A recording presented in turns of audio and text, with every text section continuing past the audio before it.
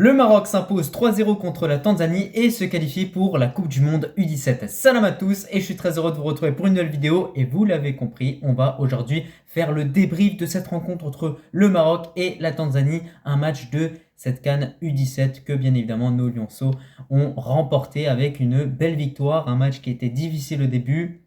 Vous l'avez compris, on va en parler. N'oublie pas de t'abonner, de liker et également de commenter. Alors premièrement, concernant ce match-là, on a vu qu'au niveau de cette première mi-temps, c'était compliqué. Alors on a vu que c'était compliqué. En plus, il y avait Rabaj, il y avait plein de joueurs qu'on voulait vraiment voir en action. On a vu qu'à certains moments, on avait des difficultés à les trouver, qu'en termes de vitesse, ils avaient du mal face à d'autres joueurs tanzaniens. Donc c'était vraiment une première mi-temps compliquée de façon générale. Le Maroc a eu beaucoup d'occasions au cours de ce match-là. Et ça, il ne faut pas l'oublier. Il y a également un joueur qui a apporté un vrai plus sur le terrain. C'est Ouazzane. Au milieu de terrain, il a vraiment fait du bien à cette équipe marocaine. Ce joueur-là qui évolue d'ailleurs du côté de l'Ajax Amsterdam, qui va être vraiment à suivre tout au long du restant de la compétition, c'est vraiment une pépite à suivre de près. Je vous le dis honnêtement, j'ai rarement vu des jeunes Marocains U17 avec une telle prestance, avec une telle élégance balle au pied, et surtout, il est très serein dans ses prises de balle. On peut voir qu'il y a un moment sur une action, il part de la moitié de terrain marocaine pour finir dans la moitié de terrain tanzanienne, voire devant la surface de réparation. Et d'ailleurs, il finit par une frappe. S'il aurait marqué, c'était le but de l'année, je l'ai dit. Après, oui, c'est vrai qu'il a été égoïste sur cette action-là. Mais hormis tout cela, aujourd'hui, le Maroc, cette victoire sur le score de 3-0, on voit qu'à chaque fois, ces compétitions, cette CAN U17, j'ai l'impression que ça se joue énormément là-dedans. Parce que dès qu'une équipe elle encaisse un but, comme les joueurs peut-être sont plus jeunes, directement ça craque psychologiquement. Et on l'a vu contre l'Ouganda. Contre l'Ouganda, c'était un match qui était loin d'être facile quand il y avait 0-0. Dès que le Maroc il a marqué, ensuite c'était l'arsenal offensif qui s'est déroulé tranquillement. Et bien là, c'est également le même cas de figure. On a eu un premier but qui a été inscrit à la 76e minute. C'est-à-dire tu marques ce but-là 10 minutes après, c'est la 85e. C'est quasiment la fin du match. Donc ce but-là qui est quand même libérateur, superbe centre de Ouazzane. Je vous en parlais aujourd'hui, 2 buts plus une passe décisive. C'est clairement lui l'homme du match de cette rencontre. Je pense qu'on est tous d'accord là-dessus. N'hésitez pas à me donner votre avis en commentaire. Centre de Ouazzane et tête de Belmokhtar. Belmokhtar, déjà contre l'Ouganda, il a fait forte impression. Contre la Zambie, c'était un match plus compliqué, beaucoup plus fermé, où il y a eu un 0-0, justement à ce stade Bachir de Mohamedia. Et donc, voilà, on a ce premier but qui a été inscrit, et directement derrière, on a une équipe marocaine qui s'est complètement libérée. Interception, ça va vite, comme ça avance, et on a un superbe centre de la part de Belmokhtar pour retrouver Ouazzane. On voit qu'il y a vraiment cette grosse connexion entre ces deux joueurs-là, et je vous le dis, selon moi, depuis le début de cette CAN U17, il y a des joueurs marocains qui font forte impression, et s'il y en a vraiment deux qu'on devrait sélectionner, c'est Belmokhtar et Ouazzane. Je suis désolé, c'est eux qui font la différence. Mais justement, on peut se poser la question de, pour le restant de la compétition, est-ce que maintenant le Maroc va uniquement dépendre de ces joueurs-là? Parce qu'il va falloir, voilà, on ne sait pas ce qui peut se passer du jour au lendemain. Machallah, pour l'instant, ils sortent d'excellentes prestations, mais ils ne peuvent pas toujours peut-être être au niveau. Donc, il faudra également avoir des alternatives, et on espère qu'il n'y aura pas une dépendance autour de ces deux joueurs-là, mais en tout cas, pour l'instant, ils sont vraiment en train de nous bluffer, machallah. Ensuite, on a eu ce deuxième but. Comme je vous en ai parlé, petit centre, rien à dire. Et le troisième but, là, je m'arrête et j'applaudis, et j'ai même envie de mettre la casquette par rapport à ce but-là. Il est incroyable. Un magnifique coup franc inscrit par Ouazzane. Voilà, Abdallah Ouazzane qui vient de claquer un magnifique coup franc. Même le gardien adverse, il a cru que le ballon, il était à côté, quoi. Il était sorti. Et c'est pour ça que ça a fait un poteau et que c'est rentré à la fin. Et surtout parce qu'en face, on avait une équipe tanzanienne qui était affaiblie, qui pendant tout le match a défendu à 11. Mais véritablement. Et on a une équipe marocaine qui n'a rien lâché, qui s'est battue jusqu'au bout. Et c'est là où il y a tout le mérite dans cette victoire aujourd'hui contre la Tanzanie. Parce que c'était un match très très difficile.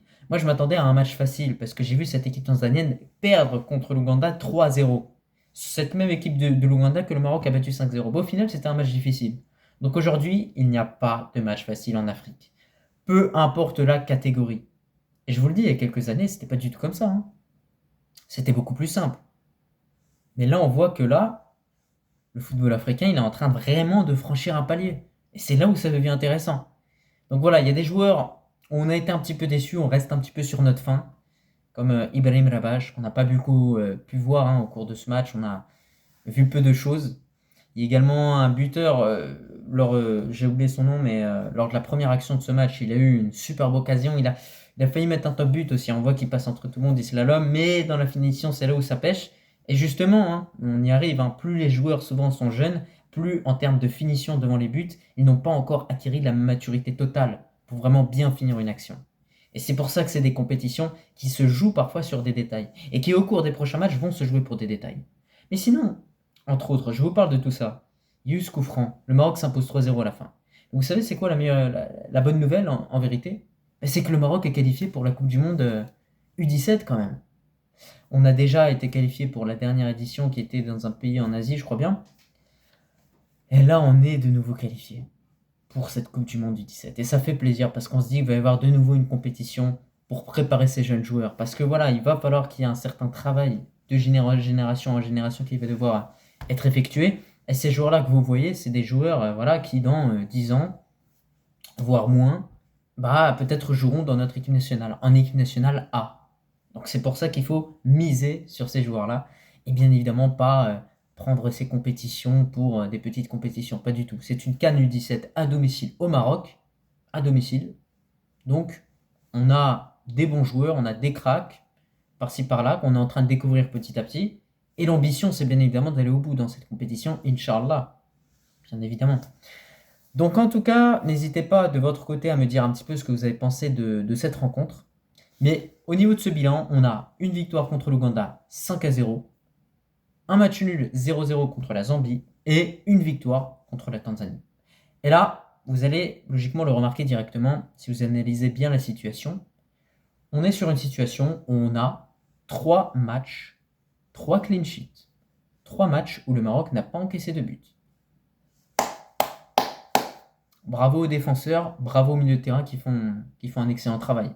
Parce que là, pour la confiance, ça, c'est des éléments très importants. Mais aussi, il va falloir faire attention. Parce que, justement, quand tu n'as pas encaissé tout court de but, lorsque tu vas en encaisser un, mentalement, il va falloir rester solide. Et ça va être le plus important au cours des prochains matchs. Là, le Maroc est en quart de finale. Je ne sais pas contre qui le Maroc va tomber en tout cas. Je pense qu'on va le savoir au cours des prochains jours. Mais quoi qu'il arrive, je vous le dis, cette équipe a moyen, véritablement, d'aller au bout. Parce que oui, il y a des choses qui ne sont pas parfaites, bien évidemment. Mais on voit que dès qu'il y a de l'entrain, dès qu'il y a cette confiance, dès qu'il y a un but qui est inscrit, cette équipe-là, justement, se métamorphose. Et c'est ça qui est fou en réalité. C'est vraiment ça qui est fou. J'enlève cette casquette. C'est ça qui est fou en vérité. Et ça, je pense que vous l'avez tous remarqué.